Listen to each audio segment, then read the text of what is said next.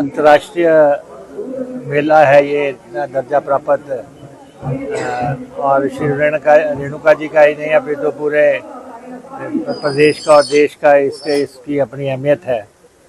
और श्री परशुराम भगवान जी के इस प्रांगण में इसमें हम आपके साथ बातचीत कर रहे हैं। और ये जो इस दफ़ा इन्होंने शुरुआत की है आरती की, ये प्रयास एक बड़ा अनूठा प्रयास है।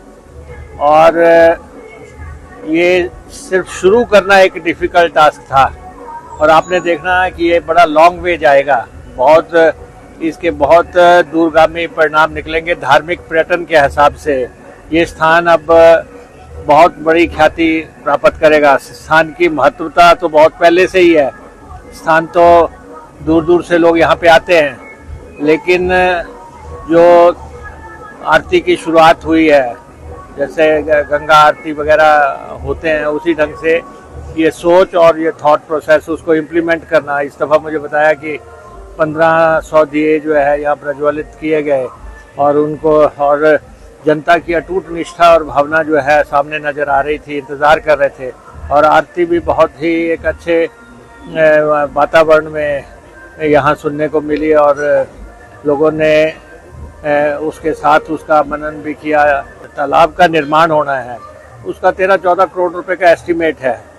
अब हम देखते हैं सरकारी स्तर पे इसकी फंडिंग के बारे में, या जो यहाँ पे पावर प्रोजेक्ट्स आ रहे हैं उनसे भी हम बात करेंगे। रेणुका जी का प्रोजेक्ट यहाँ पे 40 मेगावाट का पहले चल रहा है और दूसरे प्रोजेक्ट्स भी यहाँ पे आ रहे हैं, उनसे भी हम बात करेंगे।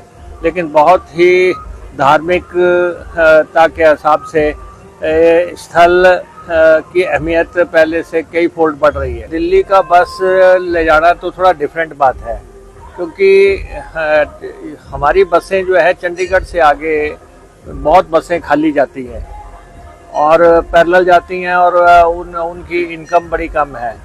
हम ये तो सोच सकते हैं कि यहाँ के लोग जो यहाँ की आस्था रखते हैं उस हिसाब से रेणुका जी के इस स्थल को किस ढंग से बस से जोड़ना है, उस पे तो हम कंसिडर कर सकते हैं। वो हम देख भी लेंगे डिप्टी स्पीकर साहब से बात करके, एडमिनिस्ट्रेशन से बातचीत करके।